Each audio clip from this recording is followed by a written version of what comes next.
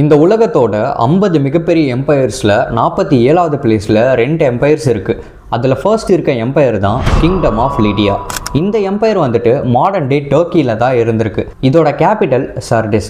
1200 BCEலேருந்து 546 BCE வரைக்கும் இந்த empire இருந்திருக்கு. அக்ரிகல்ச்சர், நேச்சுரல் ரிசோர்சஸ், மைனிங், ஹேண்ட்கிராஃப்ட்ஸ் மாதிரியான விஷயங்கள் இந்த எம்பையரோட எக்கானமிக்கு பேக் போனாக இருந்திருக்கு. இதனாலேயே அந்த ரீஜியனில் வெல்த்தியஸ்டான எம்பையராக இந்த எம்பையர் இருந்திருக்கு. அந்த ரீஜியனில் காயின் சிஸ்டமை இன்ட்ரடியூஸ் பண்ணதும் இந்த எம்பையர் தான். 25லேருந்து 30 ரூலர்ஸ்க்கும் மேலே இந்த எம்பையரை ரூல் பண்ணியிருக்காங்க. கிங் க்ராய்சஸ்க்கு கீழே தான் இந்த எம்பையரோட கிரேட்டஸ்ட் எக்ஸ்டென்ட் அச்சீவ் ஆயிருக்கு. இந்த எம்பையரோட பீக்கில் 1 லட்சத்துக்கும் மேற்பட்ட சோல்ஜர்ஸ், 15 லட்சத்துக்கும் மேற்பட்ட மக்கள், 4,50,000 ஸ்கொயர் கிலோமீட்டர்ஸ்க்கும் மேலே இந்த எம்பையரோட சைஸ் இருந்திருக்கு.